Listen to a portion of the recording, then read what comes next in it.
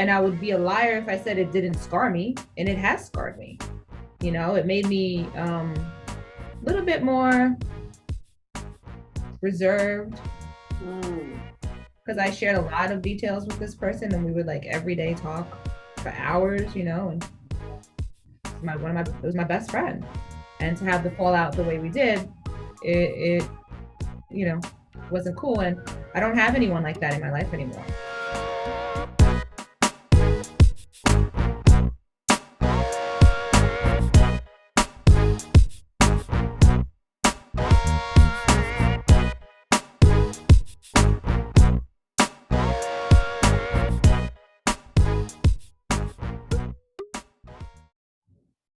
Hello, and welcome back to the Buckeye Podcast. I'm Renee Nicole. And I'm Lillian. And we are back with another great topic. We're going to be talking about when it's time to leave relationships, whether it be intimate, friendships, family ships, all the ships. But before we get started, Lillian, tell me, what was your Buckeye experience this week? So my Buckeye experience has been, I've been dealing with trying to retrain my mind on how to not self-sabotage myself in my thinking and stuff. And so I was like asking God, like, how can I get over self-sabotage, like not doing things to hurt me, that I'm trying to do things better, I'm catching myself in my behaviors. For me, self-sabotage is not just a thought. I recognize the habit or the action that I take, or the behavior. And so I happened to just jump on TikTok, which I love TikTok. It's one of my faves. I'm not a TikToker, but I do view TikTok. Not like Renee. Renee does TikTok, y'all. If you're not following Renee, you need to follow Renee Nicole. I'm crazy. Just be prepared. I'm crazy. No, it is a Comedy Central show with her and her TikToking. I need lessons. But anyway, I jumped on TikTok, and there was this young girl, and she spoke a message that was exactly what I had just told God. She gave me all of the answers. She said that she had heard from God. I don't know this girl. It's just God. He just uses people. And that's why you have to know when God uses people, whether it's a book, an author, podcasters, or, your pastor, whoever. So I wrote that she spoke about how I was self-sabotaging, and how sometimes, like, I was talking to God saying, sometimes I'm always looking to like go to other people before sometimes going to him, because I'm thinking maybe they could help me, because I don't know about you, but I sometimes want to hear it now. And that's not how God is, not always that quick for me. And so she was just saying how, like, you have to trust God. And my whole thing since last year when I started counseling has been about me learning to trust God. And so my God was listening to this young woman speak, and she said, like, your mind self-sabotages you with thoughts that are not true. And I know the things that I think are not true. I think I shared that I call my ego Shirley. Oh, yes. So I have to catch myself telling Shirley to shut up. And so I just thought it was comical that God would use this TikToker to give me this message. And then the next day in our Bible app, in the Bible study that we're on, Renee and I and a few others, it confirmed it again. And so my God is like learning to know that I'm going the pace that I'm going with God. I think sometimes I don't trust that I am in the right flow with him, and I'm self-sabotaging, thinking I need to do more things, when he's like, chill out, have a seat, relax. Yeah.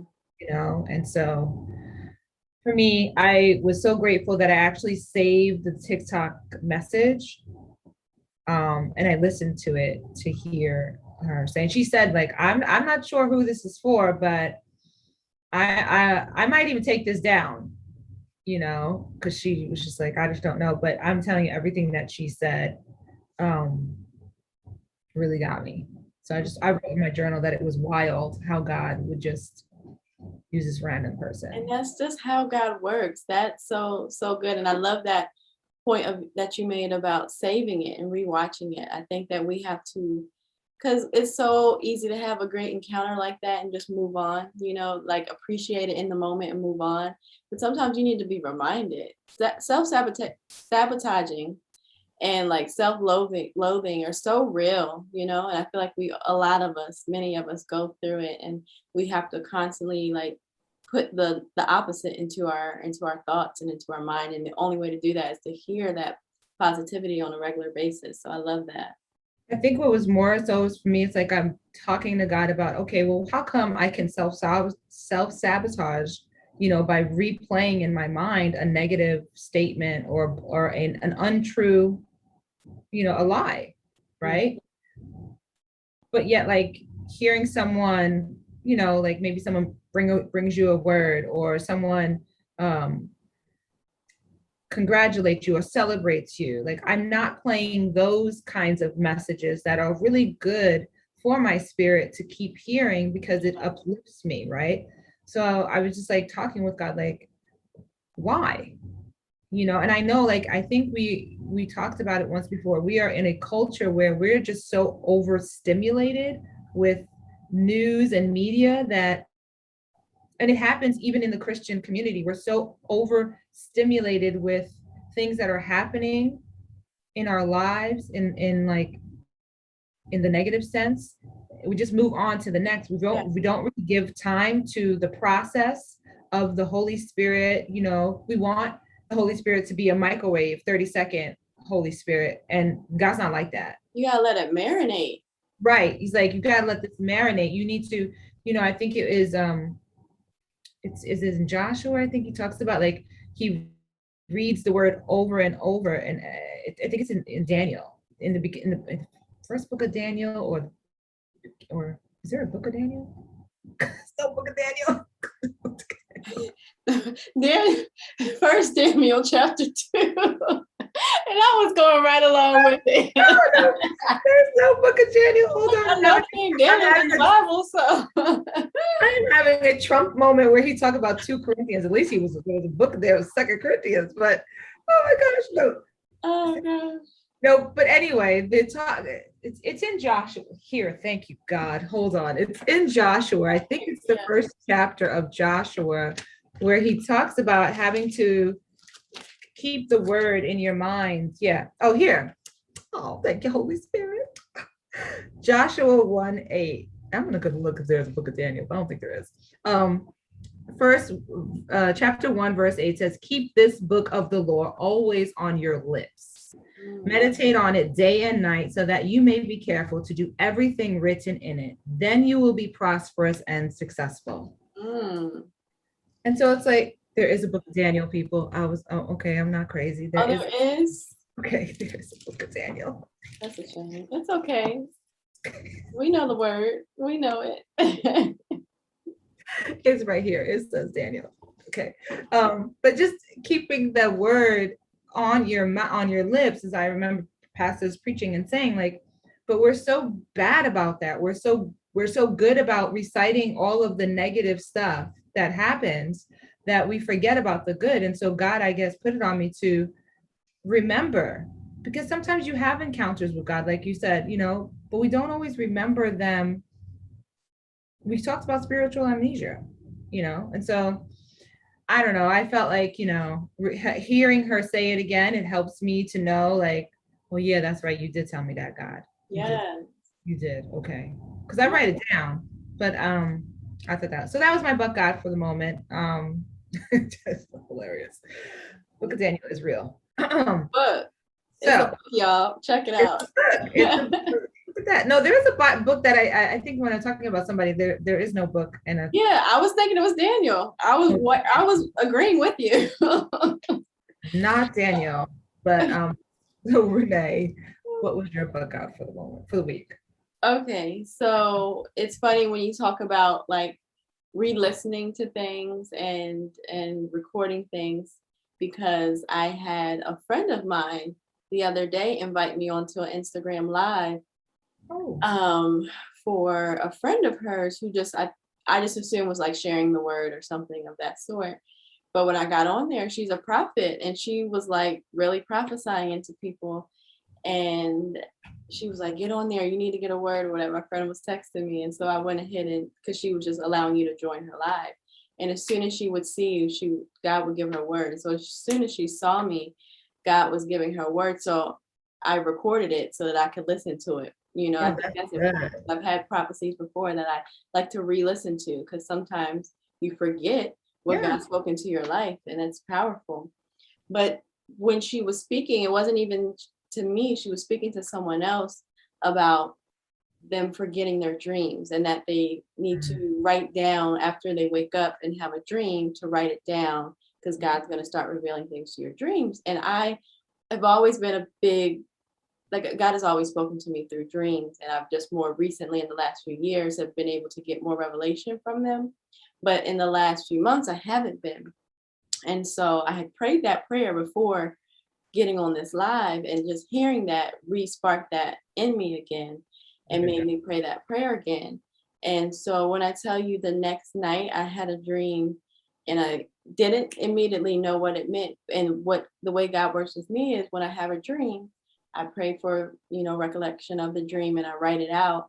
And I wrote it out, and he gave me immediate revelation, and it was so powerful. It had to do with, what we've been talking about. We've talked a lot about, um, eternity and life once you leave this earth and things like that. And basically, it felt like it was like just a reminder of God's love, that, the loved ones that you've lost, I'm taking care of them, and that you too are going to experience this bliss of eternity. So don't be afraid of it.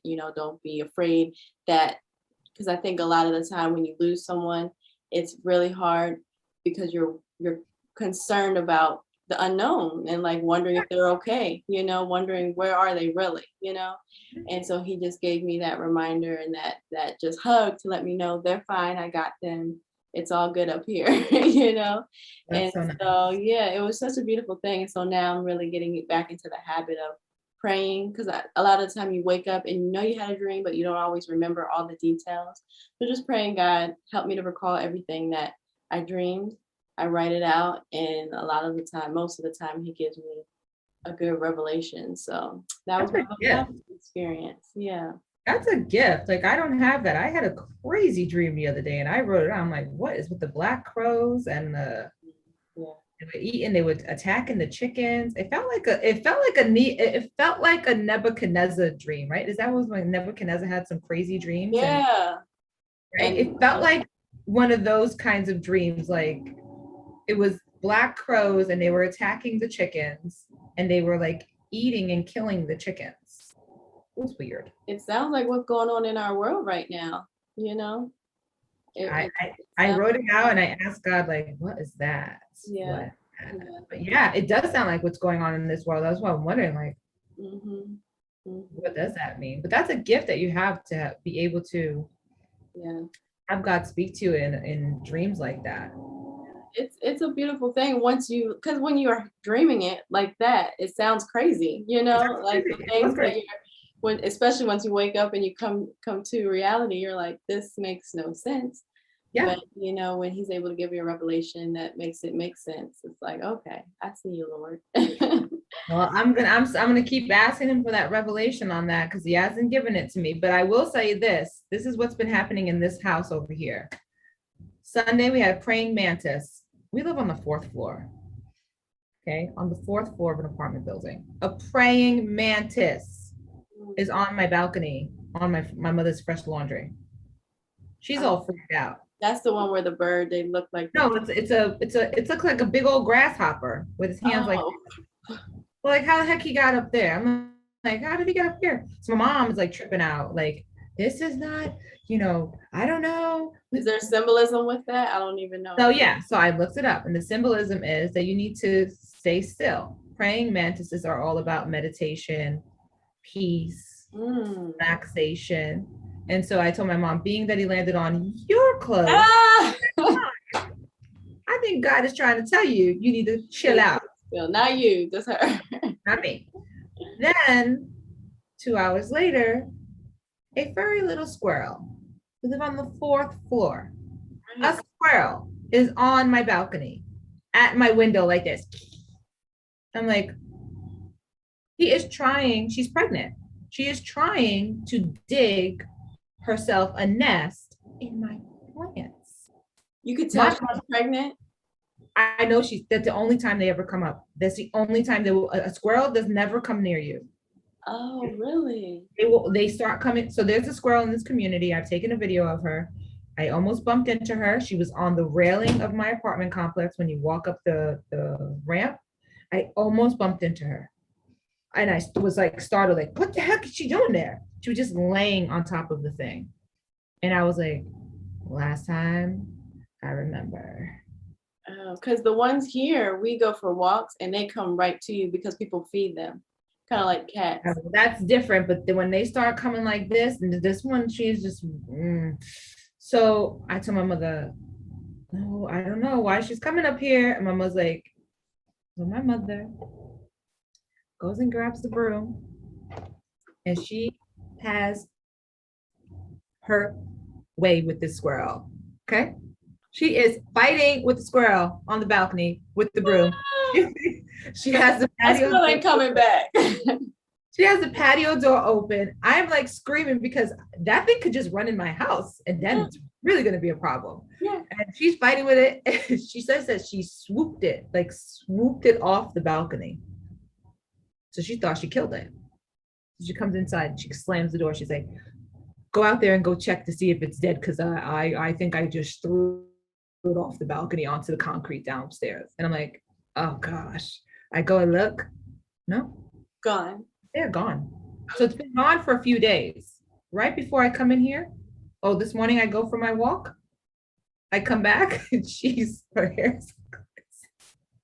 I see the broom is out on the patio. It came back? So the squirrel came back. And I'm like, okay, so did you look up what that means? No, I didn't look up what that means, but I'm like, I need this. So now before this, I come in here and she's like, she took my jalapenos. She ripped out my pineapple plant. She was making that's what it is. She was making a bed in her plant. My mother has this plant. And she's like, why wasn't she doing it in yours? And I go, because she wants it to hide. When she gives birth, they want it so then nothing bothers it. Now, the reason I know this is because in New York, it happened to me again. It happened in New York. In my apartment on the 6th floor, I had a daggone squirrel come and give birth in one of my plants. The baby squirrel or something like that? Yeah, baby squirrel. But she gave birth and put her babies in there and left them there. Oh, they produce a bunch at a time? Like I don't know, maybe 2 or 3. I think she had, my mom said there was like 2 or 3 in there, 4 maybe. And so I didn't know. I threw the plant in the trash. And then the next day she's at my window like this in my window. And I'm like, it's so crazy because I'm in awe of like human birth. Like I love watching birth shows, but animal birth creeps me out. See, I'm the opposite. I'm more in awe of like, my aunt has a cow in Puerto Rico that you went to visit. The cow gave birth. So my aunt sent us the video of the cow giving birth. And so I was like, ooh, look at the cow. But yeah, I'm not in awe of. I saw a moose giving birth the other day and it was so gross. You know what fascinates me is how they just get up. Yeah, and then she was stumbling, like walking, and then all of a sudden she starts walking. I'm like, these creatures are just phenomenal. It takes the human person like 10 to 12 months here. Yeah, to start walking. Yeah, so pretty fascinating. So I don't know what the squirrel people means. I don't know, but all I know is I'm starting to do the math in my head, and I'm thinking last time this happened, it was around this time of year. Now I got another one, like. And your mom's got the perfect hospital beds for them. That's why. She is upset. She just told me when I came, she's like, I want you to take a video and a picture, and I want to tell people about the squirrel invasion that I'm having in this house. Oh, you've got to let her do a video. I'm gonna let her do a video. So she slammed the door so hard, the sliding door, and it's off the track now. Can't even get out of the Oh she no! Was so angry. My mom was so angry. First of all, you're probably a little freaked out at the same time, you know. I never seen that woman freaked out unless it's a snake, but I'm like, what is wrong with you? When she was fighting with the squirrel, I'm like, what is wrong with you? Like, he could bite you. Like, right. You could like you could have went off the balcony. Like, Yeah, especially if it's protecting its baby. You know how they get. oh, Ooh, now I gotta wow. be worried about a squirrel coming up here. Now I can't even, I'm gonna have to close my windows because they will eat through the screen to come in the house. See. This goes right along with the topic of Relationship. when to let people out, when to let animals out as well. You need to let them know. Look, you don't belong here. Your time is up. You gotta go. You gotta go. You gotta go. Yeah. So getting So, into that topic, I feel like it can be touching. We were talking a little bit before we got on here, and it's for me, and I think Lillian for you as well. It's much easier to let go of an intimate relationship for us than it yeah. is for friends. You know, friends that you've especially been friends with for years, and Yeah. It's you know hard. you've had experiences with. It can be a little more challenging. And I know for me, I question myself like, am I overthinking this? You know, Right. maybe we just need time apart. And I'm big on just like having some time apart. But you brought up something interesting in that, you know, sometimes people just take different positions in your life, you know, whereas at one point they might have been on your starting five and now Yeah. they might be on the bench, and that's okay. You know, it might just be for a season, it might be for forevermore. But a lot of time, especially with friends that we've had for many, many years, your life changes at different paces. So, you know, Absolutely. you might be in one stage of life and I'm in another, and we don't necessarily have a whole lot in common anymore. And I think Mhm. it's okay, you know, to sometimes bench those people, especially if it gets to a point where their situations or circumstances are becoming toxic for you, or, you know, creating Absolutely. a just unhealthy mindset for you. I Absolutely. think it's okay to bench people sometimes. I like it. Benching friendships. I mean, I believe in it. I truly wholeheartedly believe that Ecclesiastics talks about there's a season for everything. I believe that, and in relationships, it took me a long time to understand with friends, like Yeah. female friends, that I got to start cutting back some because, like you said, like we're the same. We have friendships for a very long time, and for a guy, especially if it's a guy that is not doing me good, Mhm, peace, bro. See ya. You mhm. know. But my friendships, like I had a 20 something year friendship that I had to let go years ago. And it was hurtful. It was hard. And I can't and I would be a liar if I said it didn't scar me, and it has scarred me. It made me a little bit more reserved Mm. because I shared a lot of details with this person, and we would like every day talk for hours, and it was my best friend. And to have the fallout the way we did, it you know wasn't cool. And I don't have anyone like that in my life anymore. I Mm. think I put a you can come this far. Yeah. As much as I am transparent and I share a lot, I don't not share. It's just I just don't have that. I Yeah. don't have that person that I used to talk to her like 3, 4, 5 times a day, literally. you Yeah. know I don't have that right now. um and I'm okay with that. It's where I am in my life, and I think God does that. And even with that but God moment that I had, it's like he needs my attention. Yes. And sometimes people become distractions, and it's true. you know Paul talks about the person to being single. It's better to be single than to be married, because when you're single, your attention is all on God. Mhm. Well, it should be, Right. right? Because you have time. But I know, sometimes you get into relationships and you just pour yourself into the relationship. It's exciting, it's fun, but then you kind of forget about God, and God is like, you left me holding the bag, bro. Like, because now you're gonna come look for me. I'm gonna be here because that's who I am as God, But I don't think it's right to be treating him like that. And the things that I'm going through with the counselings and the things that I'm dealing with personally, I need my attention and my energy for me. It's not being selfish, it's being smart about caring for me right now. Yeah. And when the time comes, God will pull me back into community with people and everything like that. That doesn't mean I'm not there for my friends. I'm there for my friends, but I have to take inventory. Yeah. You know, I think there's a story about David and Jonathan, which was Saul's son. And this is the first time that I learned about, and we've talked about here soul ties. We've talked about soul ties in the capacity of intimate man and woman. But we've not talked about the capacity of female to friendship, like female to female or friendships. Yeah. There is such a thing as a soul tie. David and Jonathan had a soul tie. They were extremely close. For Jonathan to be going against his father's wishes when he wanted to kill David, and David was giving Jonathan was giving David the heads up, like, he's coming for you, go hide over there. When I do this, he's in that direction, you go the other way. They were extremely close. And that was when I started realizing, like, oh wow, soul ties are real when it comes to friendships, because you do share with girls, especially women, we share intimate details about ourselves. And you invest. And I know for me, as the person that I am, I invest my time in listening and being supportive for the people that I have as friends in my life. And,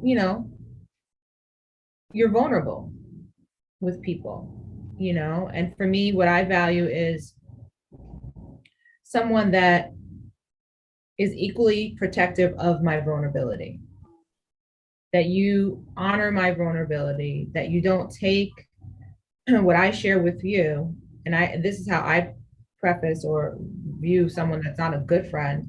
If someone is shared something in vulnerability with them and then they use it to hurt them, which if you watch any kind of reality television, this happens all the time in reality TV. Mm-hmm. And to me, those are not good people. Those are not good friends, because you're taking something that was hurtful and you're hurting me. It's why the cycle of hurt people continues. Yeah. And so sometimes I have to do an inventory check, and I have to see, where am I in my life right now? This person is, like you said, starting 5. Mm-hmm. Maybe need to be on the bench. Mm-hmm. Maybe you need to be suspended and sitting home in your house. Yeah. And that's okay. And there are seasons where you're just closer with other people, because I have a group of friends, like you have a group of girlfriends. And in that group of girlfriends, we all love each other equally. We all know each other for just about the same amount of time. But at different seasons in our lives, we have been closer with one or two than the other. And that's okay. And it's knowing that it doesn't mean that she doesn't love me or she doesn't care about me. She's not a good friend. It just means that right now, where we are in our life, she may not need me right now. Yeah. Like that, in that capacity. Yeah, I think that God definitely does remove people from our lives sometimes to make room for the next, to make room for him, to make room for your next stage of life, to make room for whatever it may be.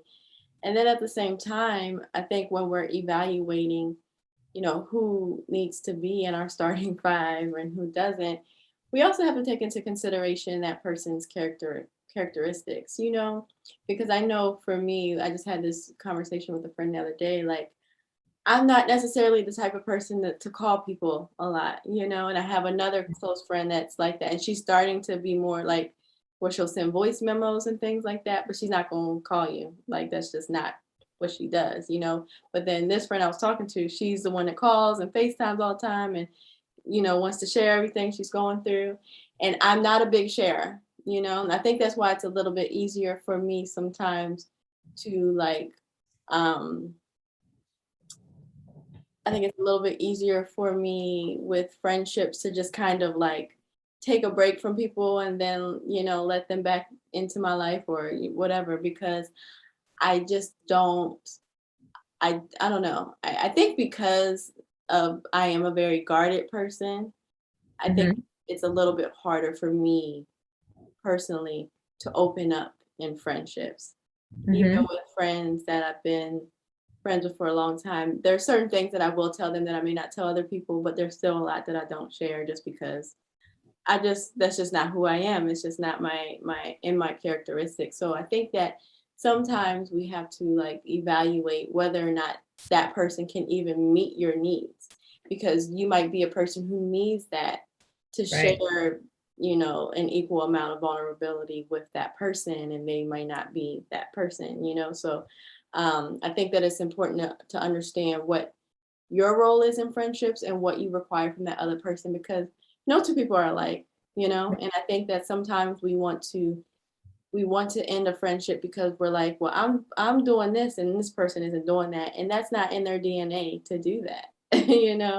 But I think, so like you said, back to the point of just knowing, like thinking of, you having a friend that you're talking to multiple times a day, and you might be being elevated to your husband, and you're not going to be able to have that time to talk to him Right. 5 to 6 times a day. So sometimes God knows when he needs to like detach people in order to make room for where he's gearing you up to go next. But I think it takes, I'm not big on just throwing relationships away. I think that it's worth evaluating. I think especially a relationship that's been going on for a long time, like it's worth an evaluation to determine whether this is a healthy relationship or not.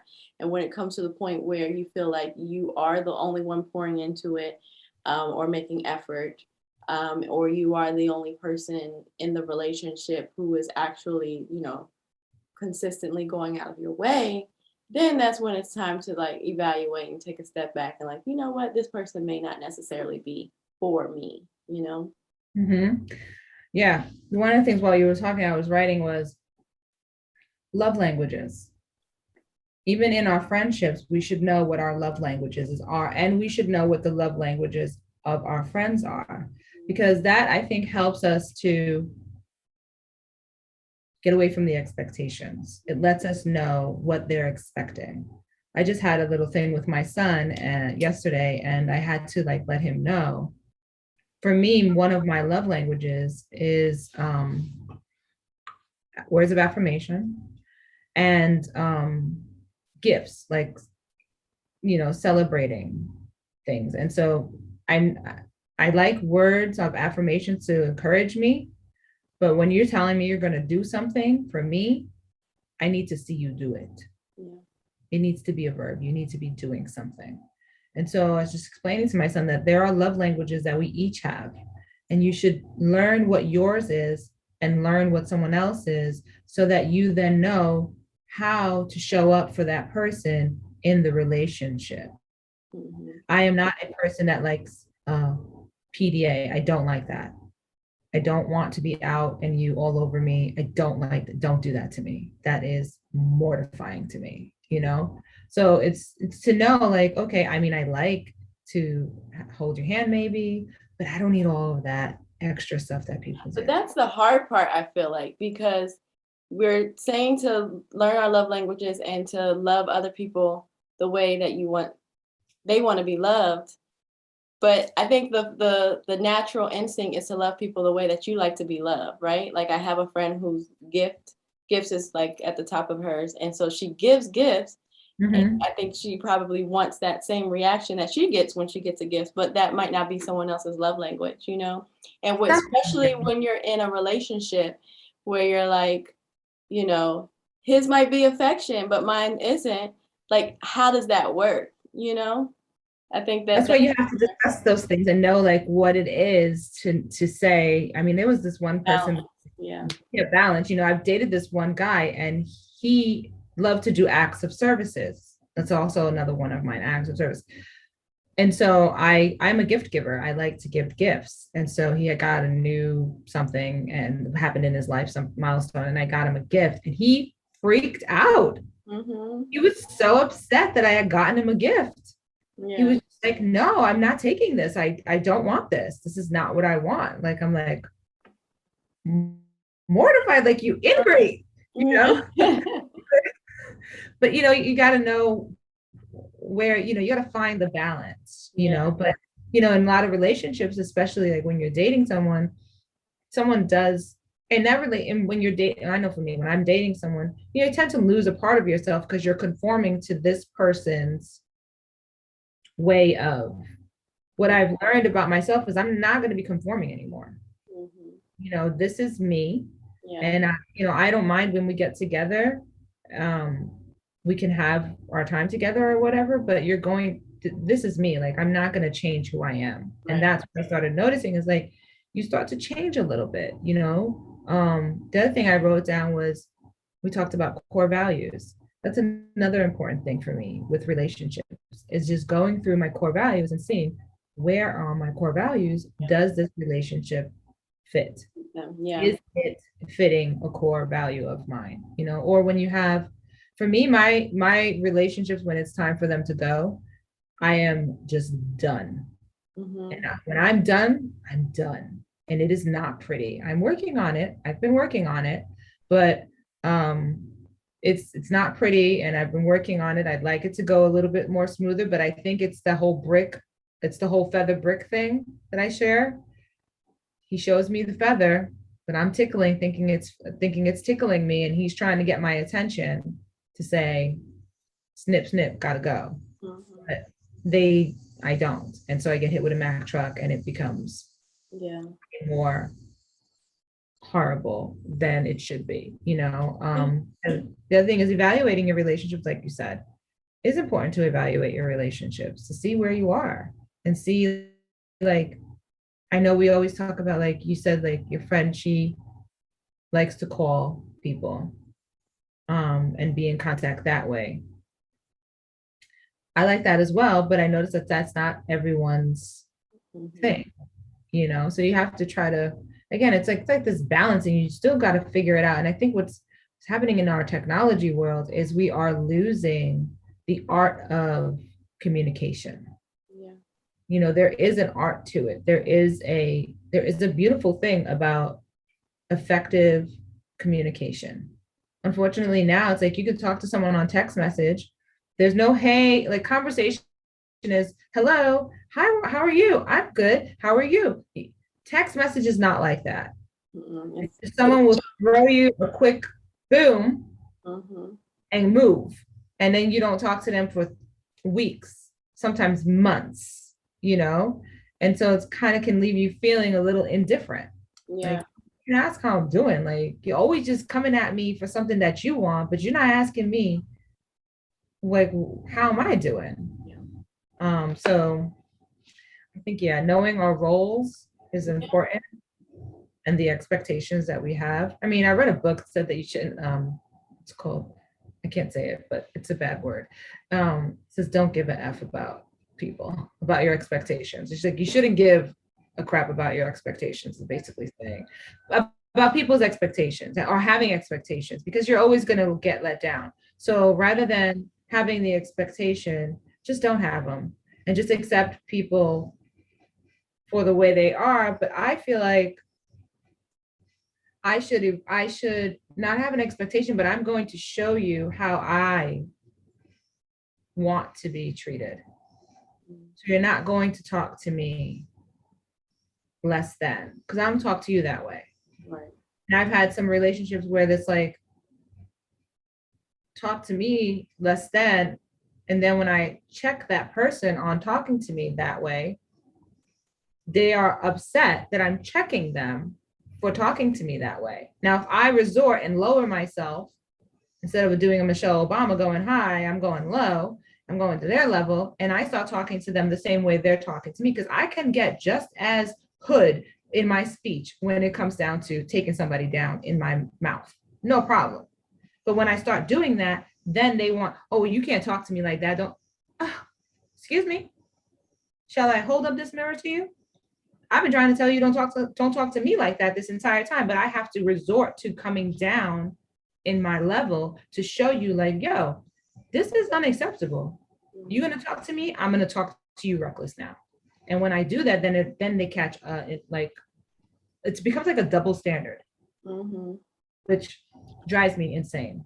Yeah, I feel like it's really hard to, and those are the type of people Gotta that go. that got to be benched or got to be removed. Not let them into the garden. They're not allowed through. Yeah, because I mean that's unhealthy. That's one Yeah. of the toxic situations we were talking about. But I think when it comes to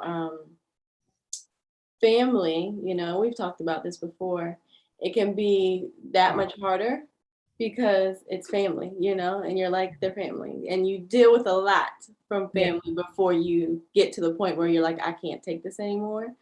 Right. And everybody's situations are different, but there are people out here that are just totally, totally disrespecting people and saying that, well, they think that you're younger than me, or you're, this, and that you can. And it's like, hold No. up, no, that's not how this works. Okay, I'm not going to put myself in a situation where I'm already dealing with self-sabotage and trying to learn how to speak positivity to myself. I'm not taking it from you too. Okay. No, I will not. I will not. And I think once we get to that point, and we don't want to have to get to that point, but with family, I think we give them a little more grace, and that's understandable and that's acceptable. But you sometimes, and it's not to say that you hate this person or that you don't pray for this person. I pray for those individuals just as much as anyone else, especially for those individuals. But I may not come to your house for Thanksgiving dinner. I may not, choose Yeah. to be around you on a regular basis because I know what it does for my mental, and I think that with family, it's okay to know when to bench family as well. It's important to know when to bench family as well, Yeah. especially if it's becoming a place Toxic. where you're like, hold on, I'm being disrespected here. This isn't good for me. Um, you know what? And I think it's one thing for it to be in your family. It's another thing when it's like in-laws. I hear this conversation a lot, where the husband or the wife doesn't stand. Actually, I was just watching a movie the other day. I think it's Our Family Wedding. It's an old movie with Lance Gross and America Ferrara. And it's a Mexican family marrying into a Black family. And so there's a lot of like issues Cultural with difference. that. And America was so like afraid of her father. Like she respected her parents so much that she lied to them and, didn't even tell them that she was with this guy and getting Oh, engaged. I've seen that movie. That was a Yeah, good movie. good movie. A good And it's movie. like, and he was just like, he was ready to call the wedding off because he's like, you're not even standing up for me. And I think a lot of people deal with that within relationships, intimate relationships or marriages, where the in-laws might be disrespectful, and it's an uncomfortable environment, and you feel like, well, this is my husband or my wife's family. I have to suck it up and deal with it. But there comes a point there even where you're like, okay, if you're not going to stand up for me, I'm not going. Right. I'm not putting myself in that situation. So you have to know, no matter who it is, how to protect yourself, how to protect your mental space, because it'll drive you nuts and it'll draw a wedge between you and your spouse, Absolutely. if it's not being addressed. You're gonna then so like I actually don't believe I give so much grace to my family.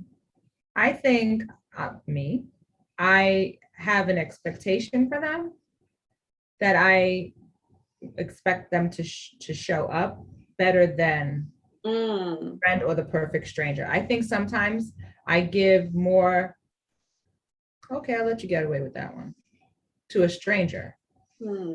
But if it's someone that, is close to me, and it could just be even a close friend, I'm probably not as forgiving quickly because I feel like you know better.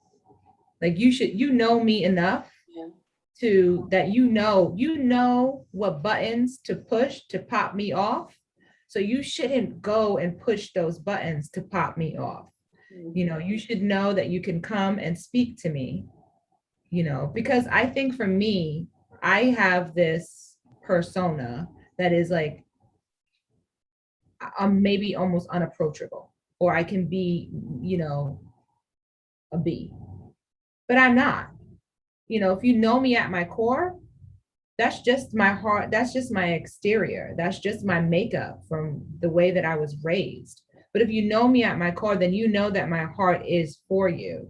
And I would give you like the shirt off my back if you needed it. I don't do blood transfusions, but if you need some of my blood, I'll give you some blood. You know what I mean? Like if you know me, and I feel like for people that know me and the fallouts that I have had, have been from people that have known me so well, then they do something to betray me in such a way that it's like, wow, Yeah.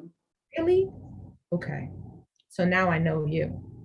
And my Maya Angelou has that saying, like, when a person shows you them, Believe them. Yeah. Yeah. believe them. Don't there. And I know when we talked about, there is no more benefit of the doubt.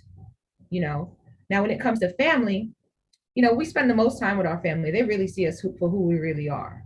And that's why I say I don't think I really give so much grace to my family, because I'm ready to just like take your head off, because it's like you should know better. I feel like you should know better, but it is hard when you have family. Now, I have family that I have disassociated myself from.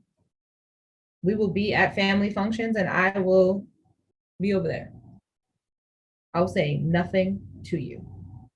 And I'm okay with that now. I'm not angry about them or whatever, because I don't appreciate how they have treated me in my thing. The one thing that I realized is, like, when my dad passed, you really get to see people when you have big milestone things that happen in your life, and a death of a marriage, a divorce, or some kind of tragedy. It really shows you who is for you and who is against you. Mm-hmm. I think I read a Proverbs the other day, and it talked about like how the rich person doesn't have many friends, but the poor person does, or something like that. I think it said the other day. But my dad died. It really showed me, even within my family. Really? Oh, I see you. Okay, thank you. So I make a note and I disassociate myself from them, even though we have the same last name and people know, like, oh, that's your. I think that I definitely show my family more grace, but I'm more honest with them than I am with anyone else. Like, I will let them know how I feel and then extend them the grace. Whereas with friends, I kind of sweep things under the rug more, and I don't address things with them at all. But with my family, I guess, I don't know if it's an innate thing, just knowing that I'm going to have to deal with you. So let's go ahead and nip this in the bud. But I think in the past, for me, I've gotten a lot better at this, but I extend the grace, but I don't forget, and it kind of changes my heart, I feel like. Yeah. And that's how person towards other people, and that's not always the right thing either. But I think it's more so, well, I have to deal with this person. So I'm not going to forget what they did to me, but I'm going to continue to love on them. Well, do you have struggles like with, like, I know for me, like, I have this thing. So I have a child, right? He's not a child, he's a full grown man, right? Mm-hmm. And he does things to tick me off sometimes. Like yesterday, ticked me off really bad. And but I have to forgive him. Yeah. Right. But I'm running in my brain the entire conversation, the entire whole thing, and I'm upset. Yeah. And so it's like, I don't want to say that I'm not forgiving him, and I am forgiving him, but I think what happens is sometimes that's where bitterness or maybe resentment, just like a little powdery substance, just starts to sprinkle there. Yeah. Then over time, it just gets higher and higher and becomes something.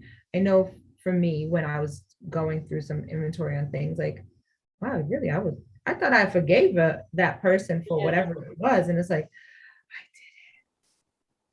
I didn't, and I also notice if I'm still amped up about something, yeah, I'm not forgiving you.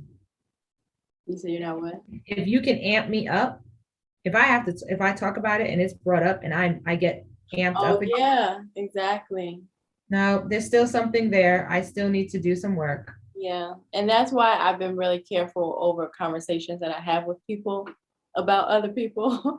Because I've noticed there's certain people that I love more than anything, but you bring up that person and I'm speaking negativity. And I'm like, this is allowing that negativity to continue because of the way that I'm speaking about them. So I've really been learning to guard it's a hard task, but I'm learning to guard my tongue about people that may be on my bad list right now.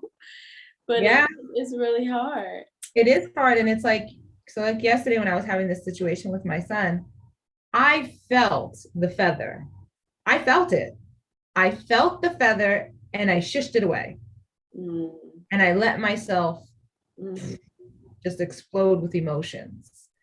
I'm not sure, and I'm gonna ask my counselor about it for me. Like, I'm still learning this whole emotional. I went from not really to now it's like Feeling it everything is all. hyper and I feel it all. Mhm. And he told me that, you're just very open right now. And eventually you'll get it down. But I tell him I don't like this. I don't like it.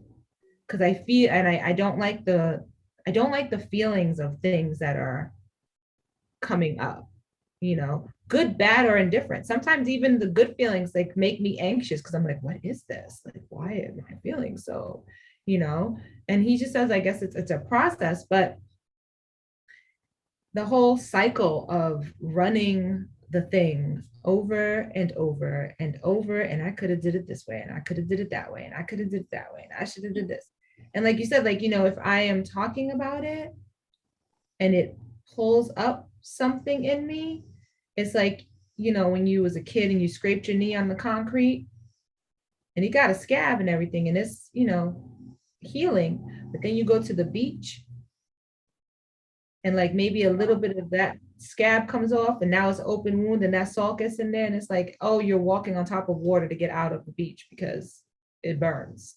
It's like that. And that's when I start to realize, like you said, like, okay, Mhm. I'm not.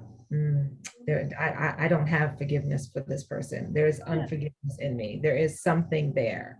Help me get it out, Holy Spirit. Right. Because there's certain people you just can't avoid. You're never gonna not, be there Talk to for my yourself, son.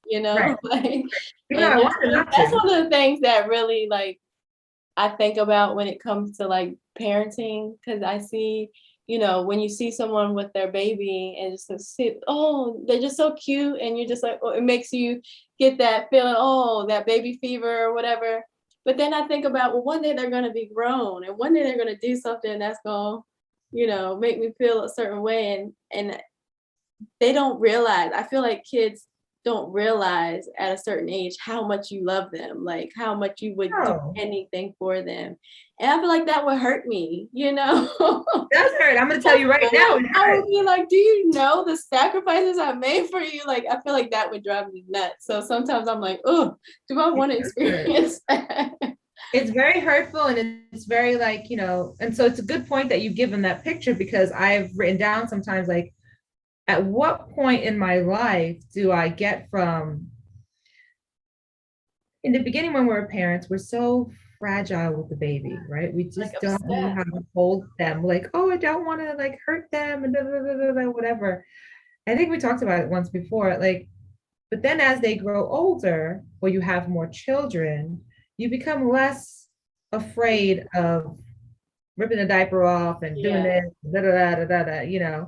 And it's like as they get older and they still get older, it's like again, I have to stop myself sometimes with my son and always just like he is still that beautiful little baby Hmm. Hmm. that I cherished when he came out, even before when I was pregnant with him. I Hmm. loved him in my belly. I loved feeling him move around and knowing that he was growing. It's like that love of you don't know you can love something so much until you are a mother or you're pregnant, and it's just amazing experience. And so like even with my son and he can get me upset, I think what it is, it's the pain of like, how can you be so un, unaware of my love for you? Yeah. How can you hurt me in this way? But it goes back to having to teach him. He knows I'm his mom, and of course he knows I'm gonna love him. He's like, you have to love me. You're my mom. That's just it. And I'm like, I don't have to love you. I don't have I to. you know. But it is also in letting him know that I have to love you. You have to love me. And here's the way I like to be loved. Mm. My son is not a very touchy person because of the Affectionate. Yeah. spectrum. He doesn't. He likes hugs. He'll give you a hug, but then he's like, don't come near me anymore. Like I can't sit on the couch with him, put my arm around him. He'll be like, what's Yeah. wrong? Like, And get he's away. at that age too. No Yeah, young man wants that. at that age, right? But it's still like, having to know his language as well, Mhm. and so I'm trying to get him to learn that too. And so it is truly a balance, but I do think of like, how do people turn away from their children?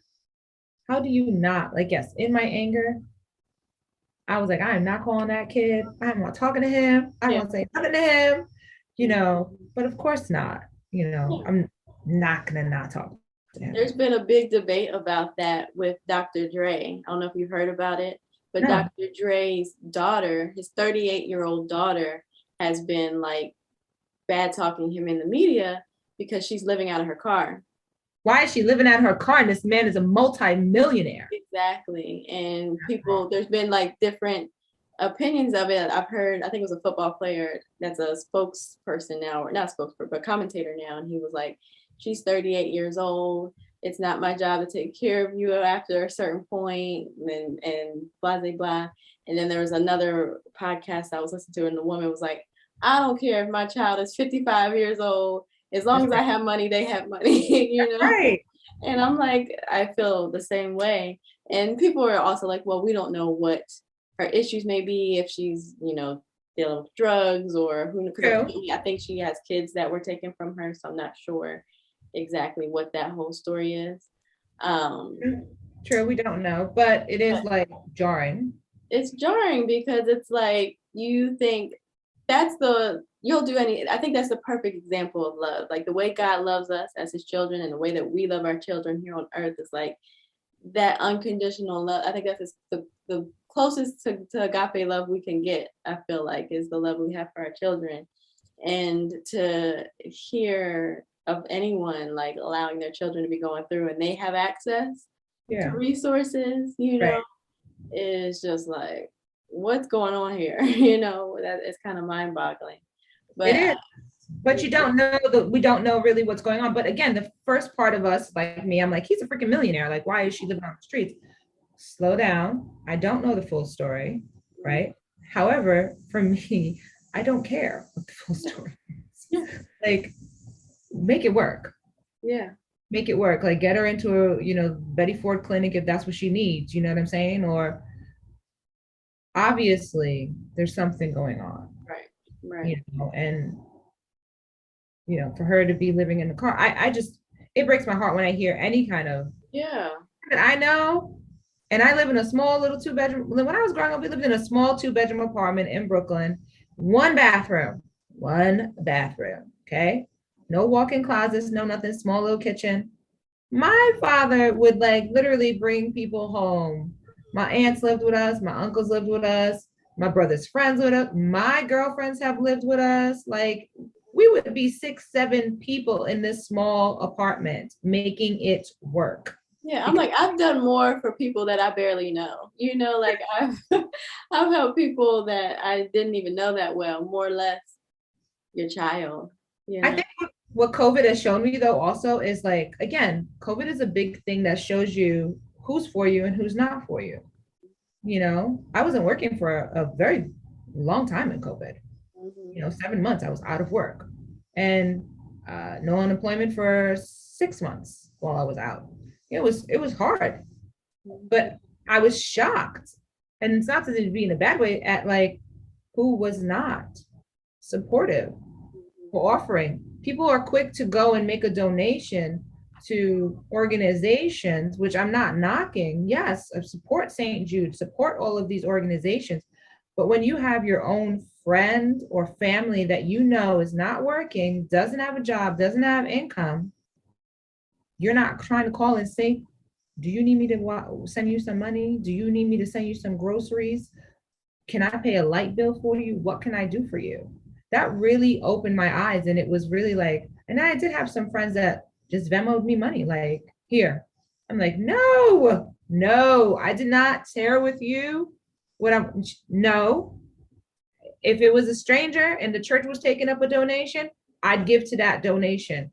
I'm giving to you.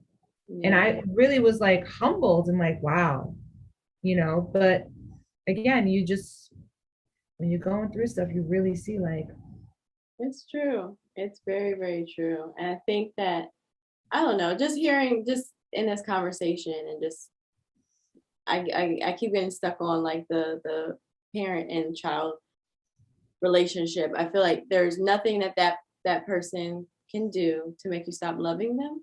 And I feel like that's, even if, God is calling you to separate from someone, I feel like that still has to be our heart posture for no matter who and what that person does for us. Like, we need to have that unconditional love regardless. And that's the tricky part when it comes to people that we don't feel obligated to love. But I think that it's the godly thing to do, that by all means, you're not going to be a part of my life. Let's separate. Let's separate, in terms of our relationship, but continue praying for that person and continue loving that person from a distance. I think that's important. Yeah, and I think like I've had relationships where I haven't talked to people for years. Friends who I was extremely close with, we've fallen out or moved, seating charts got moved. And then a tragic thing happens. Someone's father dies, or a baby, or whatever. Yeah. And I've shown up. Mm-hmm. Put our differences aside. Listen, we ain't talking. You know what I mean? I mean, I had one girlfriend who we went and talked for a few years, and her father passed away, and I went to the funeral. Mm-hmm. He was an important figure in my life when I was growing up, and I wanted to honor, and it just really just makes you take a step back to be like, wow, why are we not talking? Mm-hmm. Mm-hmm. Like life is too short. I just found out before we got on here that one of my friends, her daughter just passed away suddenly, 15 years old. Heartbreaking. And here I am. I don't want to talk to my son. Yeah. She'll never be able to talk to her daughter again, ever. And so sometimes for me, that's where I get a little bit like, you got to talk, because of what, and also how I lost my father. It's just one day he just didn't wake up. It was no cancer, no, Right. diabetes. It wasn't no car. It was, I talked to him the night before. Yankees won. See you tomorrow. No, see you tomorrow. So, I take for me more like life is precious, Mm-hmm. and relationships are important. And yes, God knows. And that's why we should be praying for them. Even with the friendships that I've ended for the years, if God puts them on my heart, Mm-hmm. I'm praying for them. Mm-hmm. If I remember something, that's God putting them on my heart. I pray for them. If I hear something that's happened, I'll send a message. You know, it doesn't mean sometimes like we have to be best buddies again, because they serve their purpose, and it's time to move on. But for me, I just still believe in honoring the person for who they were in my life at that time. In my life at that time, they were worth something and they served a purpose. And without them at that time in my life, I don't know if I would have got through. Yeah. So, they're important to my story, and I want to show them the honor for it. Yeah. Yeah. That's it. Like, they are part of your story. I think I'm big on, especially like we said, when it comes to men, I'll cut you off. Like, and when I'm done, I'm not having no conversations with you. I'm not following you on social media. Your number's deleted.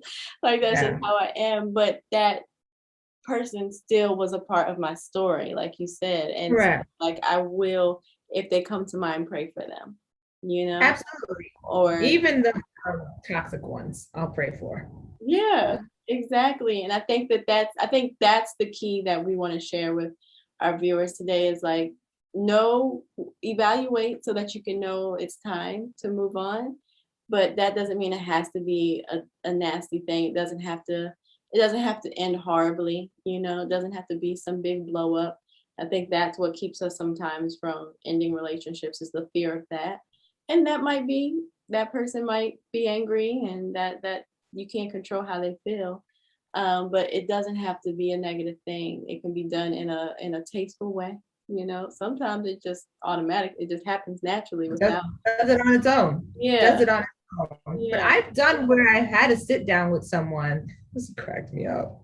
She wanted to sit down to end our relationship, but she wanted to talk about it first. We went, and her reasoning for not wanting to be my friend anymore was because she said I said the word damn too much. And that's a potty word for her.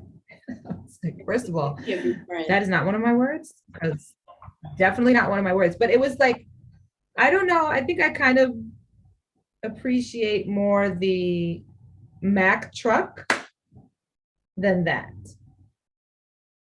Because to me, and then maybe just God's got to work on me with this, it just leaves the door still open. And I know she was trying to close it, but it's still like, to me, it was like, but like, if you do something that you Mack truck me.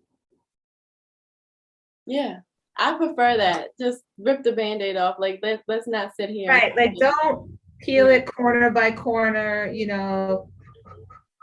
My mother was not the woman to take rubbing alcohol and put on your foot and go.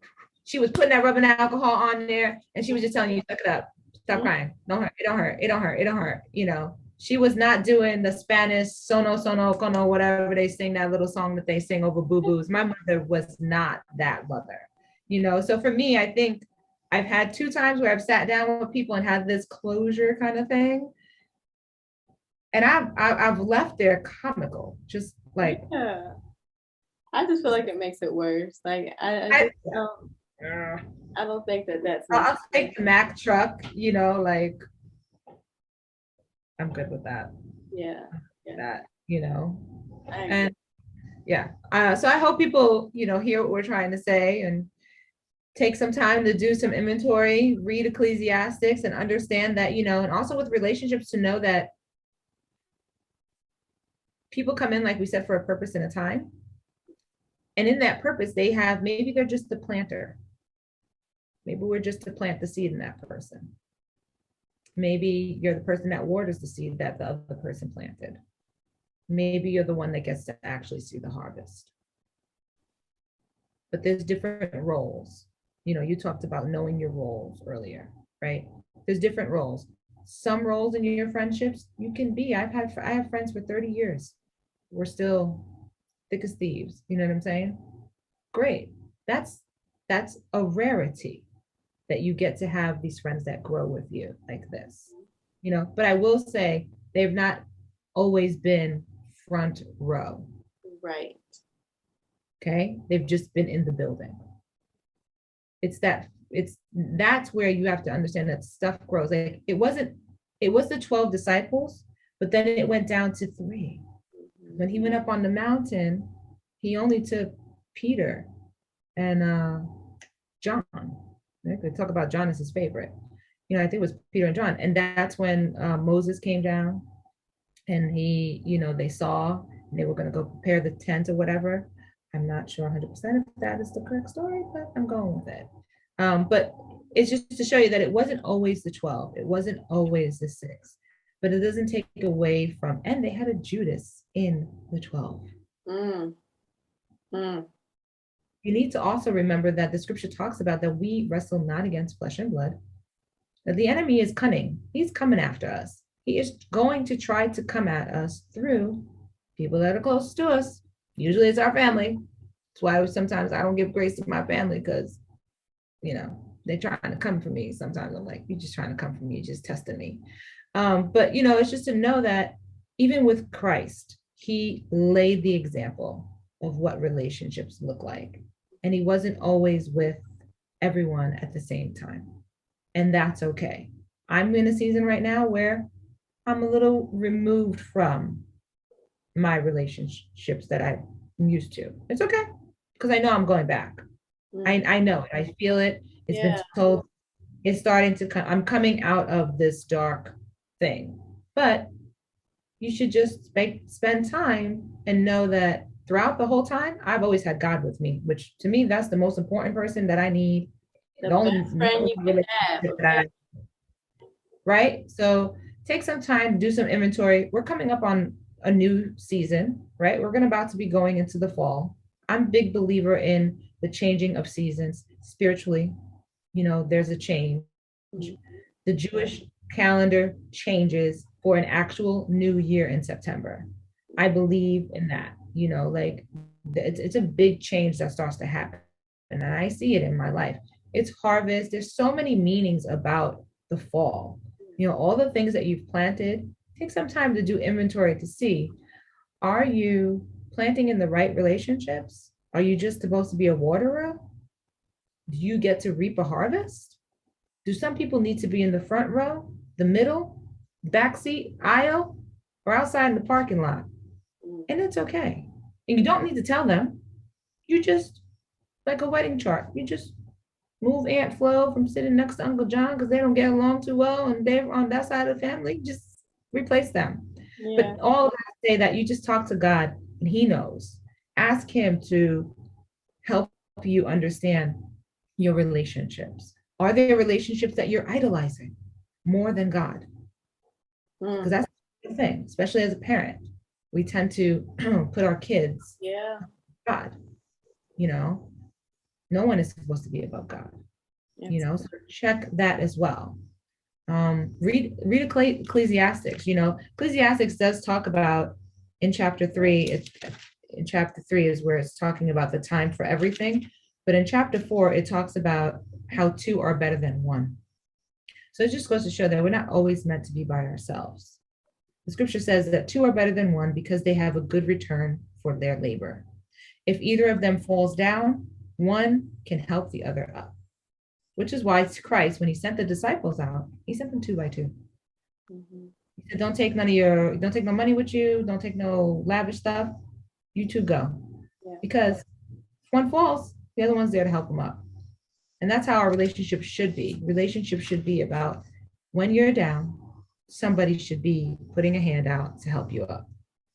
So I hope this encourages whoever needs to hear this today. Yeah, and that's one of the things that I'm grateful for, and we can go into our gratitude segment, is that I have relationships that I feel confident enough in, you know, and not only that, but that I don't take it to. I feel like there was a point where I used to like take things really, really take things to heart and think that if something bad in a relationship happened, that was the end, you know. And God is just showing me how to work with people where they are, you know, and that just because one bad thing happened in our relationship doesn't mean that they're out of my life. Like we discussed here, they just might be on the bench for this season. And if they don't return, then that's okay. And I feel like I'm in a place where I'm learning to be okay with that, you know, and I'm grateful for that. I think for me, I used to struggle with relationships because of my fear of confrontation and because of like just not knowing how to address certain things. But now I'm learning that a lot of the things that aren't supposed to be there will fizzle out if it's not supposed to be there. And if it needs to be addressed, it will be, God will force it to be addressed. Amen. But yeah, I feel like I'm in a good space with relationships, and I don't put too much. And I feel like this is something I've never really done. I don't put a lot of expectations on people, you know. And I think that for me saves me a lot of heartache, you know. And it's not to say that I don't, you know, not to say that we don't have healthy, you know, dialogue and that we're not necessarily talking about things or dealing with things, but for me I find it best for me not to put, because I don't like necessarily a lot of expectation on me because I may not ever meet that expectation, and same for that person because that may not even be in their wheelhouse to do. So that's what I'm grateful for, is just learning to give people grace and learning to bench people when they need to be benched. What are you grateful for?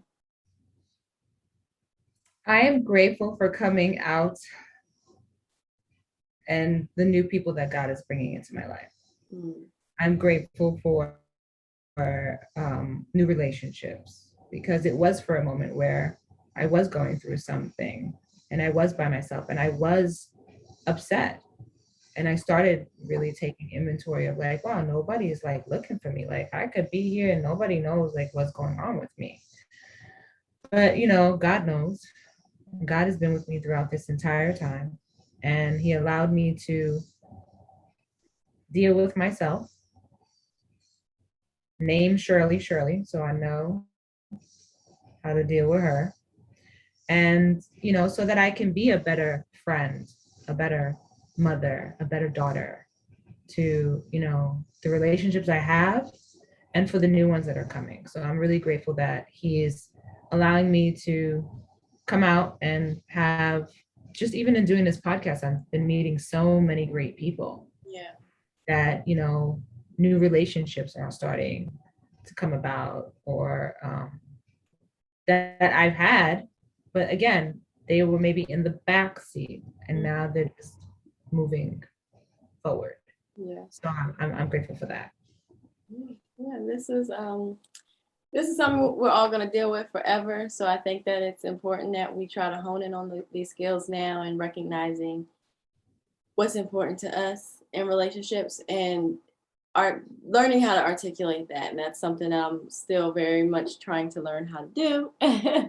But I think that it's going to do us some good in the long run. So again, as always, let's keep this conversation going. Chime in the comments, some tools that you use or some things that you learn in regards to relationships so that maybe you can help out someone else that's watching. So Yeah. thank you guys, as always, for listening and watching the But God podcast. I'm Renee Nicole. And I'm Lillian. Have an amazing week. Ciao.